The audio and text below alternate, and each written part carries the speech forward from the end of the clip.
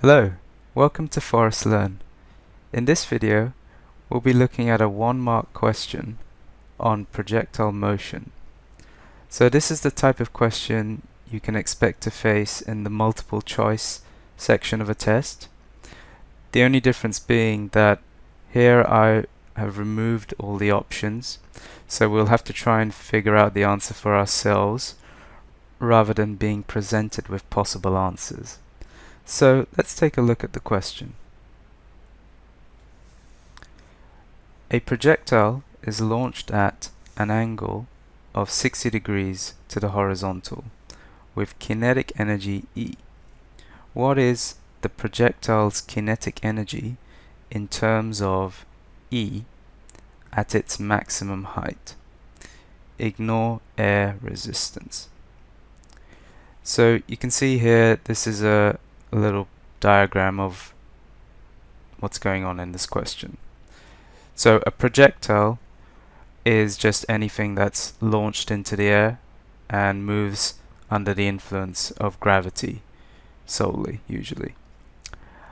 So here we've got some object. It could be a golf ball that's been hit by a golf club, and you can see it's been hit at an angle of 60 degrees to the horizontal, which is the ground. It follows this curved parabolic path. Okay, that's the path of the projectile. And the question is, what is the projectile's kinetic energy when it's at its maximum height?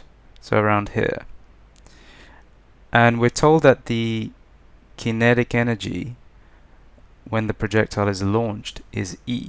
Okay, so that's its initial kinetic energy. And the question is asking us to find the kinetic energy at maximum height in terms of E.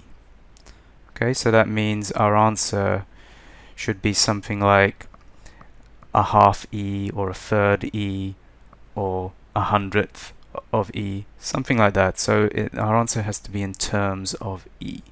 Now at Forest Learn, we always stress that you can't learn physics passively. You have to be active, meaning you have to grapple and potentially struggle with questions.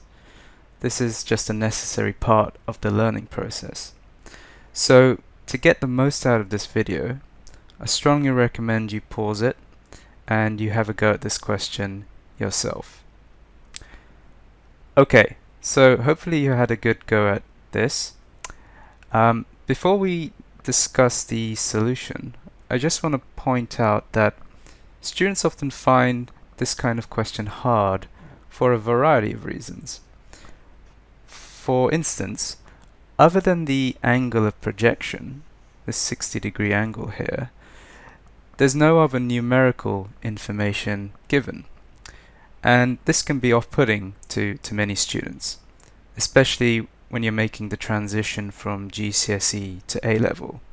Because at GCSE, the questions you have to answer are always given in terms of, you're always given numerical values which you just plug in to a formula and you work out a numerical answer.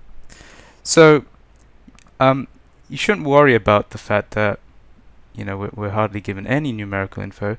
All it means is that we're just going to have to work algebraically in this question. So we have to work in terms of algebra. So let's take a look at what we have. So what are we told? We're told that the initial kinetic energy on launch is E, capital E. And we know that kinetic energy, right, the formula for kinetic energy, I'll abbreviate kinetic energy by its well-known abbreviation KE. We know that kinetic energy is given by half mv squared. And let's set this equal to capital E, the initial kinetic energy of the projectile. Notice that even though we haven't been given any information about the mass of the projectile, there's nothing stopping us from using the letter m to represent the mass. Okay, so remember in this question, as I said a moment or two ago, we're going to have to work in terms of algebra. Okay, so m represents the mass. Similarly, v represents the initial speed of the projectile. Notice I said initial speed and not initial velocity. A common misconception that students have is that the v in kinetic energy represents velocity, and a related misconception is that therefore they often think that kinetic energy is a vector quantity. Neither of those are true. Okay, v, if it's a speed, implies that kinetic energy is a scalar, just like any other store of energy is a scalar. Okay, the direction of motion of an object is immaterial when it comes to determining how much kinetic energy it has. Let's add v to the diagram.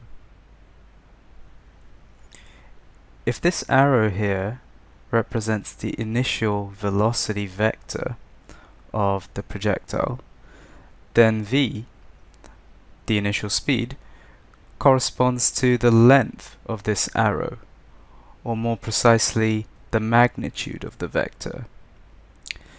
Now, to work out the kinetic energy at maximum height, we'll need to figure out the speed of the projectile when it's at the top.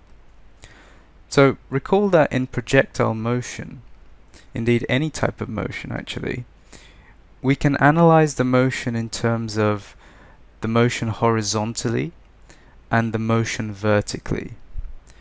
These motions are independent of one another. They don't affect each other.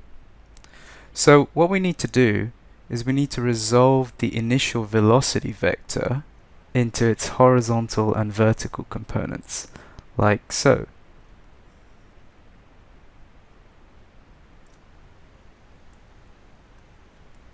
Let's call the horizontal component v subscript x, and let's call the vertical component v subscript y. And we know that the initial velocity, it makes an angle of 60 degrees with the ground, which of course is parallel to the direction of the horizontal component. Now you might also draw these, when you resolve vectors, you might be more familiar or comfortable with drawing them in the following way. So I'll just draw it alternatively as this. So you might draw Vx running along like this, and then you might draw Vy going up to meet the tip of the velocity vector, like so. These two are completely equivalent, these two drawings. Now, once we've got these drawings down, we can quite easily work out the components. We can work out what Vx and Vy, what they are. To do that, we simply need to apply trigonometry. So hopefully you can see that to work out Vx is just going to equal v, the magnitude, the speed, the initial speed, times cosine 60, which equals, cosine 60 equals a half, so Vx is equal to v over 2. And similarly, Vy is equal to v, the speed, the initial speed, times sine 60,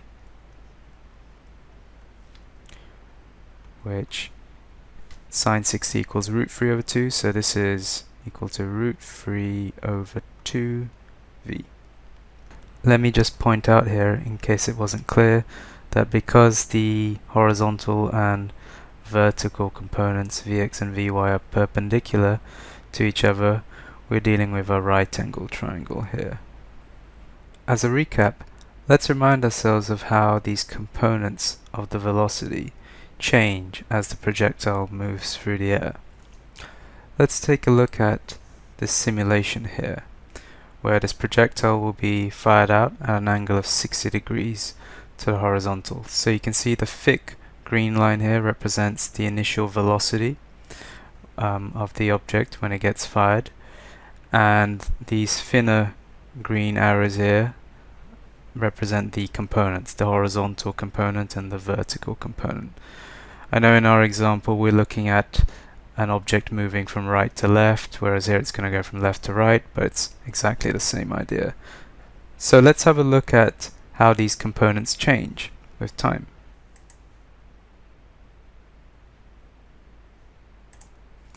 So I've just paused the simulation when the projectile is at the top of its path, flight path. Hopefully you'll have noticed and been reminded of the fact that the vertical component of the projectile's velocity decreased to 0. It's non-existent here. And recall that that's because the acceleration due to gravity is acting downwards. On the other hand, the horizontal component of the projectile's velocity was unchanged throughout. And recall that that will always be the case when air resistance is non-existent or negligible. Notice here that this air resistance box is unchecked, meaning it's turned off in this simulation. And that's exactly what we need for our question, because it told us to ignore air resistance. So at the top of its flight path, we can see, or we can see now that the object is moving purely horizontally. Okay, so its velocity is just given or determined by its horizontal component, which is unchanged throughout. And this is all we need to know to work out the kinetic energy of the object at maximum height. So let's call the kinetic energy at the top Ke subscript top. We know the formula for it, half mv squared. So a half times the mass m times the speed of the object at the top.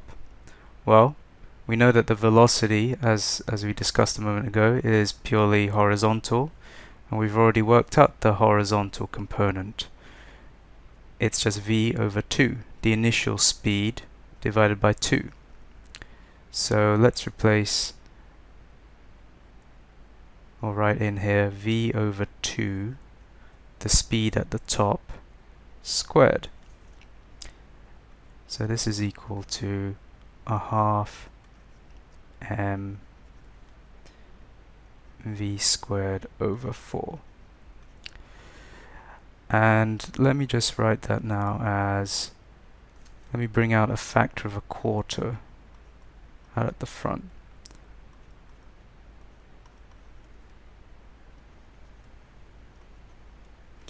Now you might find it odd that I haven't combined the quarter and a half here into an eighth.